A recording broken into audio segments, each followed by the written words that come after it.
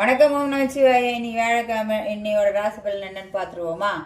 மேஷராசி நேயர்களே, உங்களுக்கு இன்னைக்கு வெற்றிகரமாக அமையக்கூடிய நாள்கள். எந்த காரியம் செய்தால் வெற்றிகரமாக அமையும். உங்கள் நிறம் ஆரஞ்சு. ரிஷபராசி நேயர்களே, நீங்கள் பண விஷயங்களில் கொஞ்சம் முன்னேற்றம் கிடைக்கும். இன்னைக்கு குடும்பத்தில் மகிழ்ச்சியாக இருப்பாங்க. உங்கள் நிறம் இன்று சந்தன நிறம்.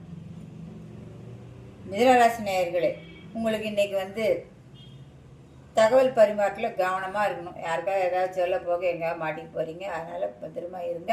உங்கள் நிறம் வயலட். கடகராசி நேயர்களே, அமைதியாக இருங்க. எதுலேயுமே ரொம்பவும் ஆர்ப்பாட்டம் பண்ணாமல் அமைதியாக இருங்க. அதுதான் உங்களுக்கு இன்றைக்கி நல்லது. மஞ்சள் உங்கள் நிறம்.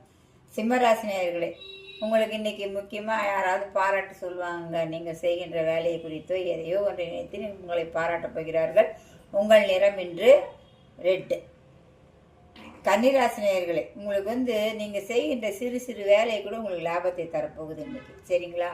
உங்கள் நிறம் நீலம். துளாராசி நேயர்களே, இன்னைக்கு நீங்கள் எந்த முடிவு எடுத்தாலும் சமநிலையாக முடிவெடுங்க. அது உங்களுக்கு ரொம்ப சாதகமாக அமையும். உங்கள் நிறம் ரோஸ். விருச்சிகராசி நேயர்களே, இன்னைக்கு உங்களுக்கு தைரியமான உங்கள் முடிவுனால உங்கள் குடும்பத்தில் முன்னேற்றமும் நடக்கப் போகிறது, வரப்போகிறது. சரிங்களா? உங்கள் நிறம் ஆரஞ்சு. தனுசு ராசி நேயர்களே, இன்னைக்கு உங்களுக்கு ஒரு நல்ல தகவல் வரப்போகுதுங்க. அதனால் நீங்கள் ரொம்ப சந்தோஷமாக அடைய போகிறீங்க. உங்கள் நிறம் நீலம். மகர ராசி நேயர்களே, நீங்கள் இன்னைக்கு கொஞ்சம் எல்லா விஷயத்துலேயும் உணர்ச்சி படாமல் கட்டுப்பாடாக இருக்கணும். மன அமைதியோடு இருக்கணும். உங்கள் நிறம் கருநீலம்.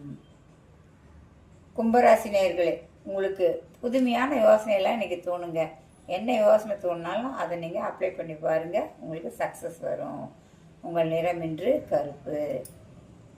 மீனராசி நேயர்களே, உங்களுடைய உள்ளுணர்வே உங்களுக்கு இன்றைக்கு வழிகாட்ட போகுதுங்க. நீங்கள் செய்கின்ற வேலைக்கு உள்ளுணர்வே உங்களுக்கு வழிகாட்ட போகுது. அதனால் நிறைவு கிடைக்கும் இன்று. உங்கள் நிறம் இன்று மஞ்சள்.